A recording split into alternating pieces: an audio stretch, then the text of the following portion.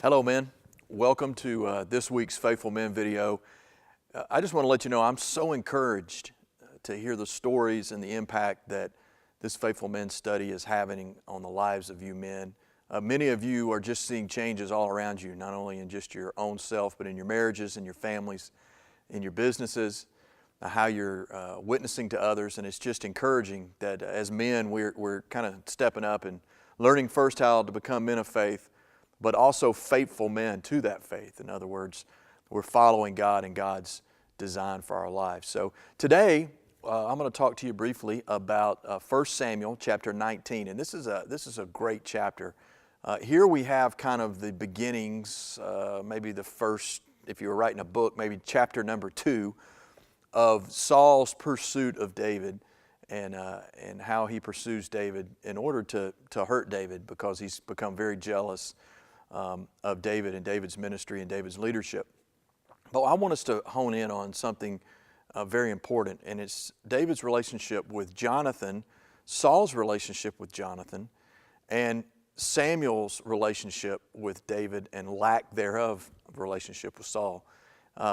As we read this chapter, if you read this chapter, you'll see that Saul is having a discussion in the very beginning with his son Jonathan about David.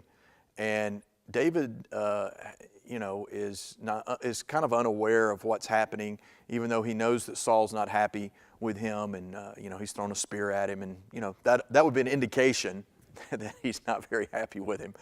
But Saul begins to have this kind of father-son discussion. And what's interesting about this discussion is Jonathan actually leads the discussion. Jonathan's asking Saul questions about David. What has David done? Why do you have this anger towards David? And Saul kind of explains it, but not in great detail, because I don't think Saul himself can fully explain why he's upset with David. And as a king, you don't want to admit weakness or that you feel that someone's a threat. So Jonathan presses the issue on him, and then Jonathan makes the statement to Saul and asks him to not hurt David. And Saul makes an oath to his son to not hurt David, not to kill David. And that's interesting that Saul makes an oath that we know later he completely turns his back on in this chapter and pursues David, because he's just kind of had enough and jealousy has overtaken him. What I want us to have as our takeaway here is there's two words that I focus on when it comes to this interaction between these men in this story. And the first word is spokesman. Jonathan has kind of become a spokesman for David with his father. And he speaks on David's behalf, not only about Saul not hurting David, but talks about the good qualities of David and goes to Saul to question him on these things. And, as men, I think it's important that we have a spokesman in our life. I think it's important that we have another accountability partner or another man who speaks on our behalf. And I'll tell you this, I think as men, we have people who speak on our behalf, but I'm not sure it's always flattering. I'm not sure that we do a good job as men of putting ourselves in a place to where other men are talking about us in a Christian leadership fashion. So I would ask you this question: what do others say about you? Who do others say that you are as a man, as a Christian man? How is your life reflective of what others would speak about you? If you have trouble answering that question the right way, it's something that we need as men to begin to work on. And we need to identify men that will speak on our behalf, and not only speak on our behalf, but speak to us. We need a spokesman for us and a spokesman to us that's speaking truth and accountability, and we need to be receptive of that. If you'll see Saul was a little receptive to what Jonathan had said, but we also know that Saul was not even receptive to what Samuel the prophet had said to him earlier. So Saul is a man of leadership who's not receptive of the spokesman in his life. On the other end, David is receptive to Jonathan being his spokesman, and he listens to Jonathan and both Samuel, as we see later on in this chapter.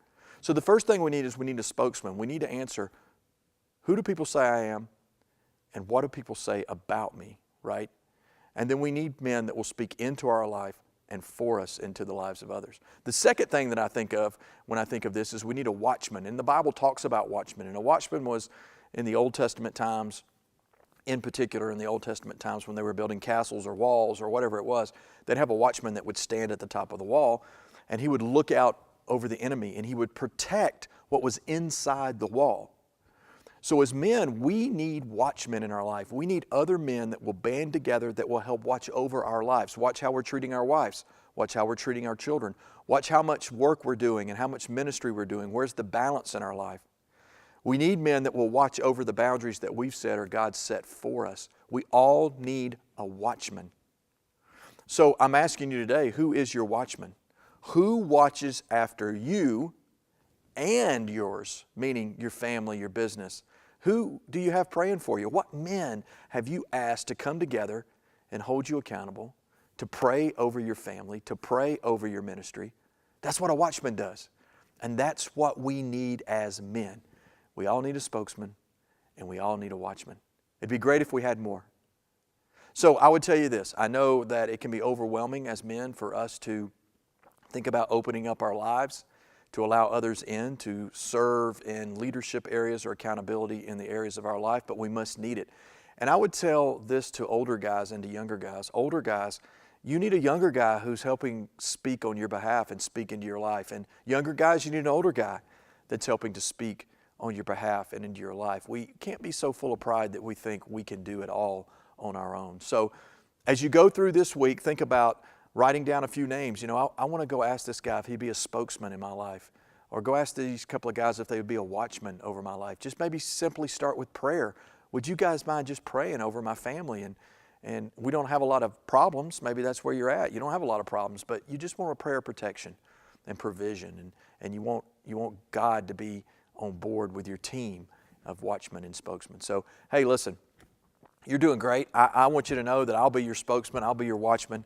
I love you guys. I speak good things on your behalf, and I pray for you all the time, and I intercede for you with the Lord, as I know Pastor Gary does as well. And it's just an honor to be able to hear the great things that are happening in your life. So continue to be faithful men. I love you guys, and hang in there.